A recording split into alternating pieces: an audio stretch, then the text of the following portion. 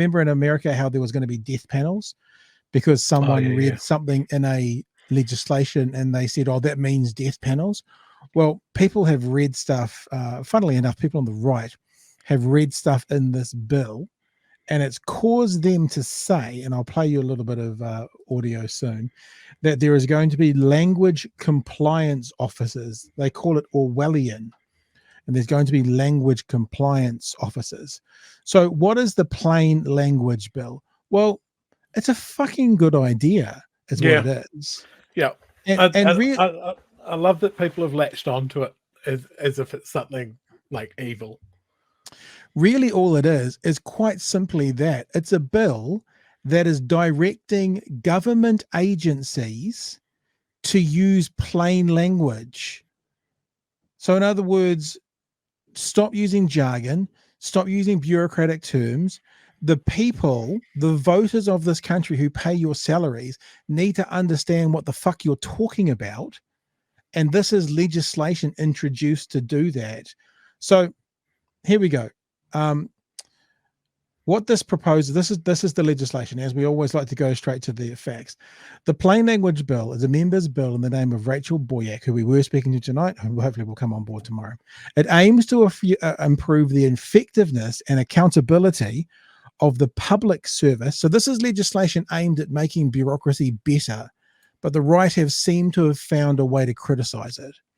Accountability of the public service by requiring communications to be clear and accessible to the public. The bill would create plain language requirements, including requirements for using plain language in documents. So what they're saying is if you pick up documents from government agencies, they're going to need to be able to be understood by Joe Public, not full of jargon. You're not going to need a lawyer to interpret it for you. Yeah. The bill is going to require to appoint plain language officers, and this is where the right's gone off on, with responsibilities for plain language, a reporting framework for how agencies are complying with plain language requirements, and the provision of plain language, which is feeling quite weird saying that 12 times in a row, guidance by public service commissioners. Now, what the right has done has come out with this little bit here, the plain language officers. And they've said it's Orwellian. Now, I assume that's because they're going to be armed, right? Yeah. So later on in the bill, it talks a little bit more about what these plain language officers are, and we have it for you because that's what we like to do. So we don't have to listen to a commentator saying this is what it says. We just look at what it says. And you can see this is somewhat of a working document because there's bits that are crossed out, but this is what a plain language officer is. A reporting agency must appoint a plain language officer for the agency or more individuals within or outside the agency whose responsibilities include educating agency employees regarding the requirements of this act. In other words, they have to know how to use the act and tell the people within that agency how to use the act. And they have to deal with feedback from the public about the agency's compliance with this act. In other words, they're going to be dealing with the public in case there's still not decent plain language in these legislative changes or bureaucratic changes. So they're going to be the point of contact between the public and the agency when it comes to, I don't really understand what they're saying, and they have to ensure that the agency complies with this act. Now, what the right has done is they've called it Orwellian as New Zealand government introduces language compliance officers. Let me play this for you. Opinions on. We've had a couple of pieces of legislation from the Jacinda Ardern's government. One again tackling hate speech, supposedly. Another tackling something to do with language compliance or some weird kind of idea. And there's also this whole issue of how the Maori language now seems to be supplanting English. And how can this possibly be beneficial to a well-functioning democracy? Jonathan, take us through it. So we're going to leave it there because we're going to find out more about it because I'm going to play you another clip. Now, I've already had the conversation with Dane from the Free Speech Union, and the bit I'm about to play you, I actually play in there as well. But I think it warrants playing again because I just want to actually show you how well, it's only one commentator, but how often does the right say, see what the left does? Because they're citing one person. See how the left thinks? So I'm just playing their game. This is how the right are responding to this idea of having people within a government agency to hold that government agency accountable to make sure they communicate with the public well, accessible, and easily. That's what these people's positions are. This is what this one particular commentator, how he decided he'd describe what was going to happen because of those woke lefties in Wellington under that horrifically communist leader, Jacinda Ardern.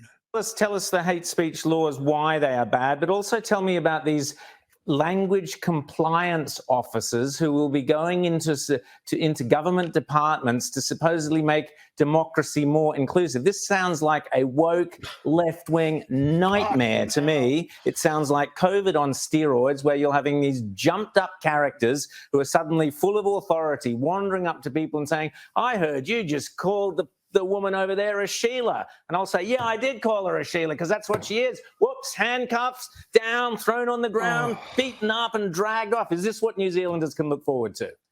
So there you go. What the fuck? Yeah, exactly. Exactly. It's utterly ludicrous. The problem is we know it's ludicrous. But this is how a nut of an idea then spreads. Like, think Three Waters, think whatever these other things are, think Jacinda Ardern talking about the single source of truth. You know, the one little thing, a commentator picks up on it, and then all the other commentators reflect what this person is saying. What they'll say is, some people are reporting, and more often than not, normally when that happens, it's within the same agency saying it. Some people are saying, yeah, that was the guy before you on the same channel as you. He's the some guy. Saying. So they're taking this idea and they're turning it into an Orwellian, they're going to control our speech in government agencies. And if I call her a Sheila, I'm going to get thrown in prison. So before anything else, Chewy, you want to have a response to that? Oh, just that I'm glad that Sky News never really got a toehold in here. That's insane. That's Fox News. Well, I mean, there's a reason that sounds like Fox News, I guess. But yeah, I'm interested to see how a New Zealand commentator is going to answer that barrage. It's quite out of character for here. Yeah, it's actually really interesting. I because I watch everything, and that's my YouTube feed. As you can see by what's being recommended, I watch all the news channels and a whole lot of Taskmaster.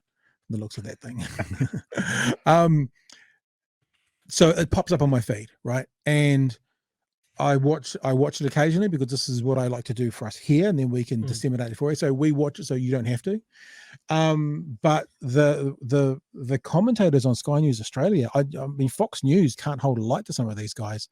Like, honestly, they're more like Newsmax. They're normally like One America. Those groups, they really are. They're so out there with some of their commentary. Although, being fair, which I don't need to be, but I will. You know, I see 7-minute clips at a time, and obviously it's a 24/7 news network. But what they promote is certainly that. So if it's what they promote, you would think that's what the content is to attract people in. So that's what it's about. Now, I'll say a couple of things. Right, the first is, I think Labor in general has a real problem with their messaging. And I think they use words and phrases that can easily then be picked apart and used like this. I actually think the idea of the plain language officers, it's not a very good use or a descriptor, because I can see how someone might choose to nefariously and dishonestly spin it as, you know, the speech police. Like I can see the connection. Whilst I don't agree with it, I can see it. And even though I've already mentioned it, Jacinda Ardern talking about being a single source of truth, that was a terrible way to word it. We've already talked about Three Waters the last 2 nights. The wording and the messaging from that has been really bad. And the other one was Jacinda Ardern at the UN calling free speech a, quote, weapon of war. It's like, I really think that Labor has a problem with their messaging. I don't know why. It seems to be more, maybe it's because typically on the right, they're more simple because they're simple tins more likely than not.